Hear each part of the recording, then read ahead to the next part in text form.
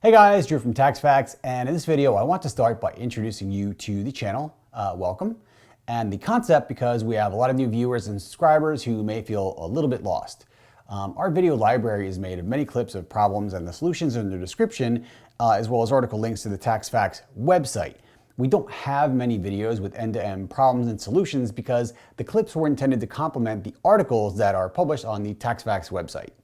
So TaxFacts began as a united effort between NEO owners and tax engineers to shuttle technical information to NEO owners that wasn't published elsewhere. The website was a spin-off from the Tax NEO Owners group on Facebook, where a lot of previous public posts and conversations had taken place, but also incorporate some of the private exchanges that we had with tax engineers. The website was intended to consolidate those years of information in one location to make it easier for NEO owners to find exactly what they were looking for if they were having some difficulties. And the problem that we intended to solve with the website was that Facebook's search feature was not very good, and too few people actually used it before asking a question that was answered dozens of times previously, for which they would get all kinds of heat from the owners group. So I want you to understand that TaxFacts is not me. I mean, I'm the guy that signs the checks, and that's about it. TaxFacts is a team of individuals, including NEO owners, shop owners, bike mechanics, cyclists, tax engineers, and support in the Netherlands. The majority of our content is owner-generated and shared with us to help the greater community. So when we as a community make discoveries about NEO, we share that information with tax, and as a result, we get solutions to problems that tax otherwise wouldn't have known about. That collaboration has been historically very friendly and open, and a very clear win-win for everyone.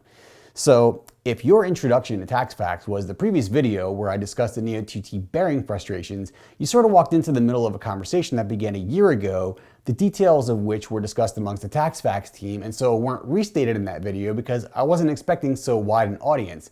But I will show you now to hopefully clear up any confusion. So every NEO rotor has two bearings, an inner and an outer.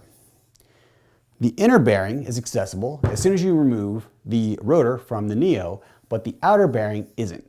And unfortunately, the outer bearing is the one that typically fails first.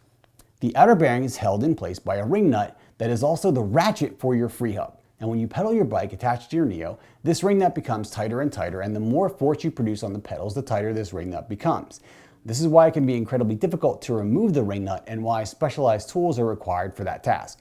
And we're talking about potentially hundreds of Newton meters of torque, so both the tool and the ring nut need to be incredibly strong and durable.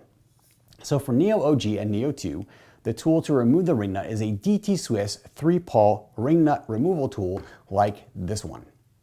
You can literally buy this tool just about anywhere, including Amazon, Target, Walmart, for about $70, and you can even find them knockoffs on eBay for about 30 bucks. So the teeth of this tool mate with the teeth of the ring nut so that it can be turned backward, because normally the ring nut is intended to be turned forward by your free hub. So that's how that works. And because the axle of NEO 2T is 17 millimeter to accommodate the native through axle, Tax also had to change the bearing inner diameter.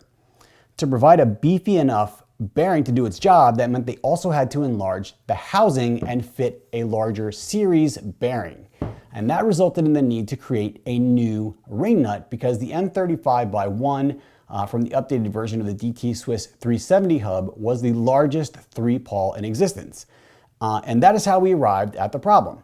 We can tighten the ring nut with our free hub and our legs, but we can't remove it because the ring nut is proprietary and the tool with which to remove it doesn't exist. So hopefully that clears up any remaining confusion about that.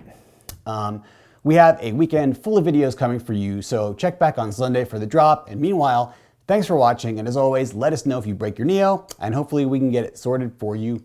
Thanks again, guys.